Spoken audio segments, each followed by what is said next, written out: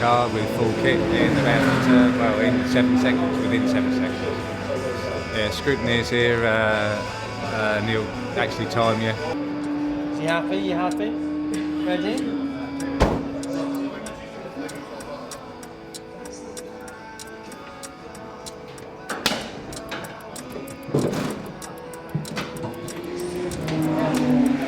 Even with the 6.9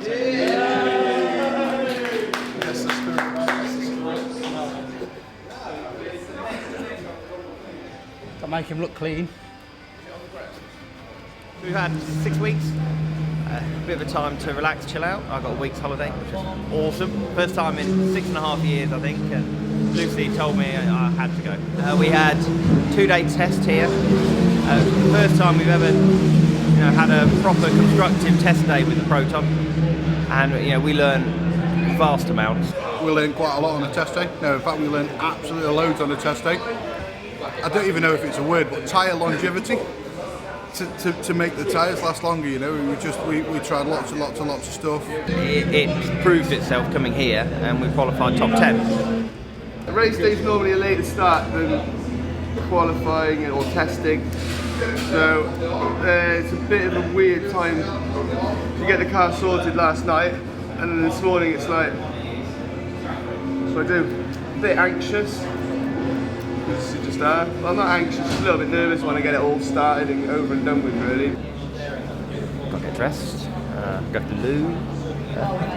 No, not much, just sit and chill. Load of people to talk to. We've got a lot of guests and sponsors here. Do some schmoozing.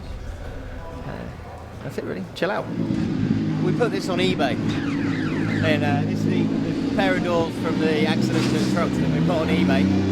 I was trying to top up my holiday fund, in all honesty, and people actually paid money for them. And they look quite cool hanging on someone's wall. It's just gone 10 o'clock. We're just rolling the car out for a final check of ride height and weight to make sure we're good for race 1. So we've got a minimum ride height of 80 millimetres ground clearance, and we've got a minimum weight which is 1,280 kilos with me in the car. Race is on in an hour and just over an hour. Cars are all pretty much good to go. Cars are preheat. It's like you have in the winter, like an electric blanket that warms everything up, that makes the engine think that it's already warmed up. It's the heating element. And that heats the water. That pumps it through from here down through the engine. You can see it's getting quite warm, and it comes out of there. So it's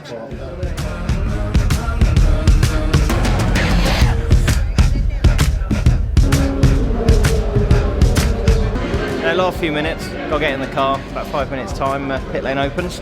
Welcome back. Then we've got, I think, 7 or 8 minutes to get ourselves on the grid, parked, wheels, tyres changed, ready to go for the green light.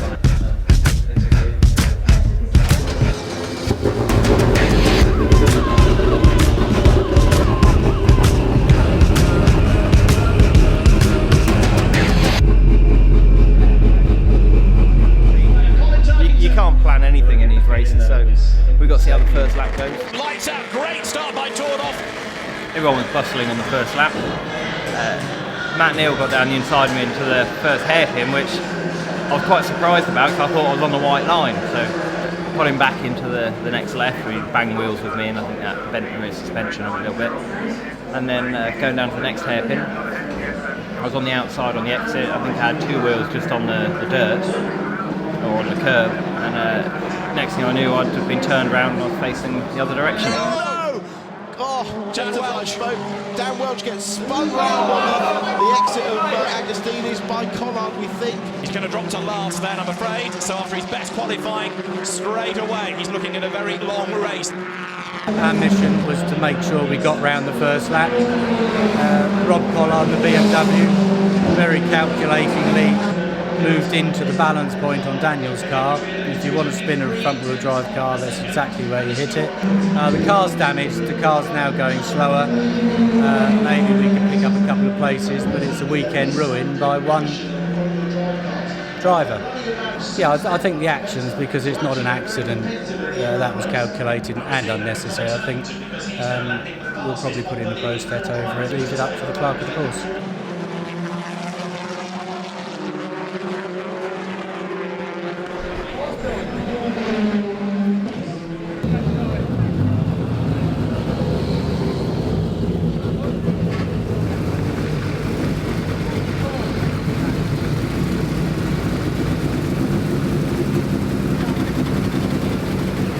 a bit hot in the car, no windows. I had a fly for company. I think we got it off the line just about.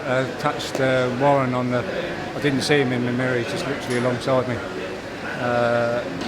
Picked my way round there and waited for an opportunity, and I think a couple of rows. No, it's good. How come you ain't dripping in sweat? He wants to know. I am, aren't I? No, I'm dripping in sweat. I'm absolutely saturated. I feel like it. Cool as a cucumber, you are. You're not even dripping. I need to cool down a little bit. And find what's bent. I think that's the main thing. See where the damage is, what we need to fix it, get the car on the flat patch, get it all pointing square again, and have a go in the next race. And it all felt a bit. Okay, so what we're going to do is go down the patch, check that it's bent, and then we're in from there. They certainly are fragile. I think a lot of the larger teams have developed a lot of the parts to make them stronger and more racy, shall we say. Kind of a little tap in the back makes a big difference. We set the cars up, when we set the toes up, we're setting them to within like half a millimetre of each other. So a millimetre either way can make massive difference to the handling of the car. The clerk of the course will have a look at it. He'll ask both drivers what they think of the incident. Clerk of the course, they look at all their information, then he'll make a view decision. He has far more information than we have. We've got our view, which is obviously it was out of order. They can implement fines, they can put docking points on the licence. It's just unnecessary. It's the first lap.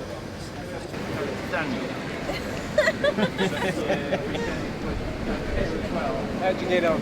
He knocks me sideways and wide to start with, and then when I'm kind of rejoining, he just runs in the back of me. How did they view that? Don't know yet. Don't know. We'll see what the lights Well, you know, to us it makes no difference at all whether they take action or not. When it happens so often, you get to a point you go, you know, something's got to get done at some point, and it's generally the same people every time.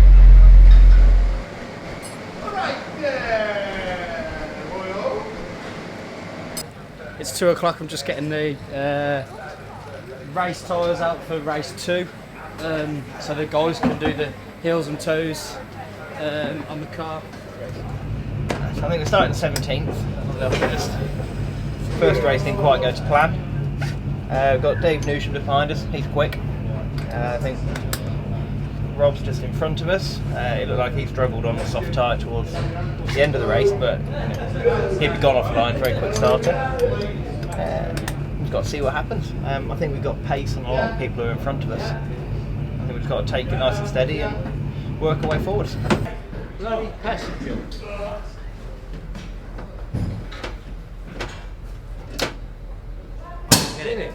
Where is it?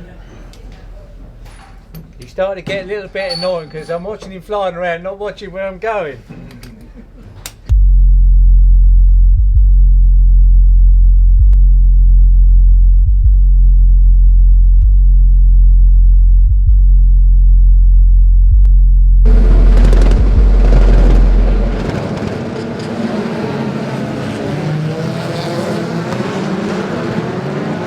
Turkington runs second, toured off third. We've got one car way off into the weeds in the background. David Knight hops back onto the circuit as the cars then wriggle their way through the infield of the Snetterton 300 for the first time. There's more dust. In fact, going down towards Rich as he had the inside line, so he gains the pace, but he's on the outside coming up towards Montreal hairpin. They go back ahead of the Volkswagen Passat. Yes, he is. Jeff Smith goes ahead of Dan Welch, and Rob Austin wants a piece of all of this as well. Yeah, it's a great little battle. That was a good move then. So, James Kay in the white and black Honda versus David Nye, and behind them is Liam Griffin. 3 as 1, they go over the line. 3 wide up towards Riches. Liam Griffin breaks as late as he dares. David Nye gets crossed up, though. Harpoons Liam Griffin, who's turning round the corner. David might have a possible left front puncture. It looks like from where he's hit Griffin there in the corner, but not too sure. Just wait and see what happens. The problem is if he comes in, he's going to be right at the back for the rest of the race, and that's it. So if he can carry on driving it, brilliant.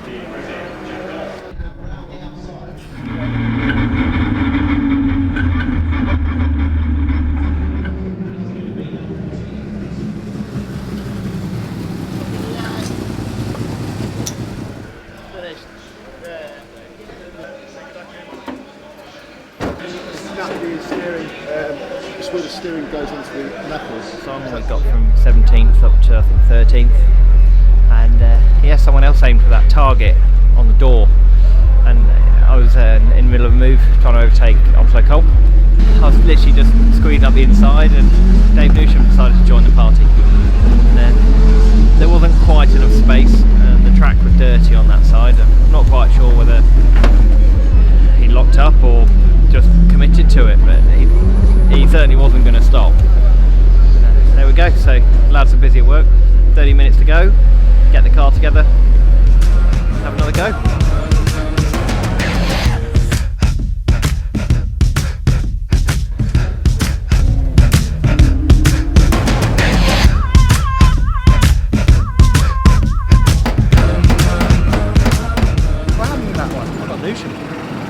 Yeah, a lot of people are getting Newsham this weekend. I got Newsham. I got Jeff Smith. Straight on the side. It's normally alright. Just dived through a gap and he outbraked himself. We've got it horribly wrong. I think it's him. Ran wide at the first corner. Jeff Smith like miles behind and just coming off the brakes, turning in. Oomph. Whole quarter panel doors don't shut properly. Fantastic. Have you seen the state of his car though?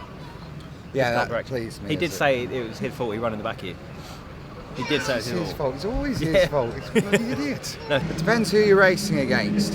I had quite a good race with Onslow Cole. There was a bit of door rubbing and everything, but you know, we gave each other room. And you get these idiots like Jeff Smith who don't know how to drive and just drive you off the there. Touring cars, you know, it is rough. There is wheel banging, and that's what's expected. No one minds a bit of rubbing. You know, if you make a fair move or someone and you have a bit of rub, you got to go, right, fair enough. But you need to give racing room, and it's the bit that's been a bit hard this year. Is it's not been rubbing; it's just been pure ramming, and that's what's not fair. It's if you're quick enough, overtake. If you're not quick enough, don't just nerf you off. I'm a bit pissed off, to be honest.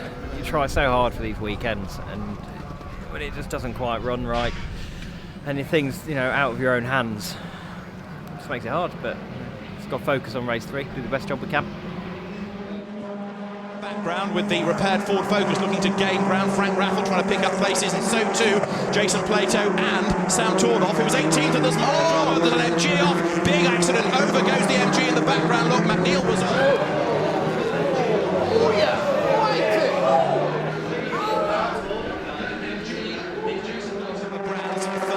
Right in the very first race of the season. It's been a long time since then. And more contact. Dan Welch getting attacked, going down towards the first corner. Will Bratt with the aggressor. Ollie Jackson has now spun the other speedworks. Toyota, I know we're going to miss him. Yes, they are. Right for a push. You get your wheel. Fourth place, and with a punctured tyre, Dan Welch heading for the pits. Yeah, that's first corner contact at Rich's. I'll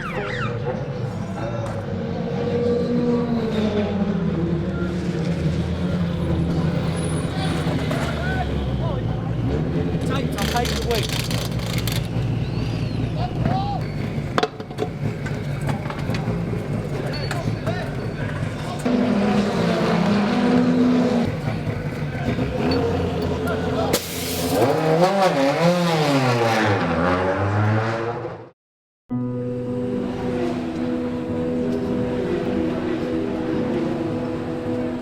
Now this is the fourth race of the day.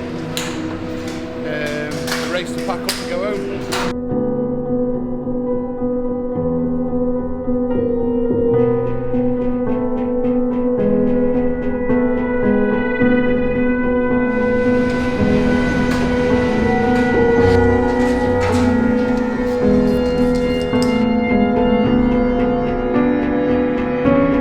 I can't really sum it up. I wouldn't do anything different. I seem to have a magnetic attraction to people wanting to crash into the car. I don't know what I can do about it, really. Hey ho. The car was a lot better than it was at Croft. Just didn't get a chance to show it at all. Tough day, tough day.